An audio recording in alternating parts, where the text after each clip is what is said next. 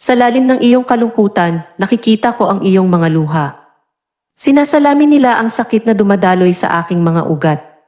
Sa bawat luhang kumikislap sa malungkot mong mga mata, ang isang piraso ng aking puso ay nadudurog, nagbabahagi ng iyong sakit. Kung nagkasala man ako sa iyo, alam mong hindi ko iyon intensyon. Ang mga pag-ikot at pagliko ng buhay ay humantong sa atin dito. Maaaring baluktot ang ating mga landas, puno ng kasalanan, pero sa pag-ibig, nananatiling tapat ang puso ko. Ang pag-ibig na ito na pinanghawakan ko para sa iyo ay matatag at totoo. Pahalagahan ko ito sa bawat unos.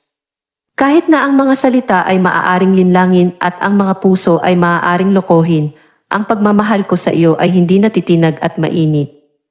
Kung ang kasiyahan ng paglipas ng iyong pag-ibig ay ang kamatayan ko, malugod kong tatanggapin ito para lang mapatunayan sa iyo na hindi nagsisinungaling ang puso ko kahit na sa harap ng mga kasinungalingan. Para sa pag-ibig, nagtitiis ako, anuman ang halaga. Nagsalita ka ng mga kasinungalingan na minsan ay matamis, ngunit alamin na ang aking pag-ibig ay hindi kailanman panlilinlang.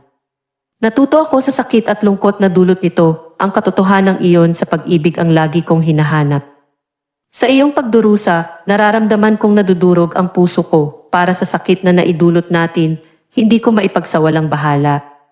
Hawakan mo ako, hayaan ang ating mga luha na magtagpo, sapagkat sa pag-ibig na ito, ang ating mga kaluluwa ay walang hanggan.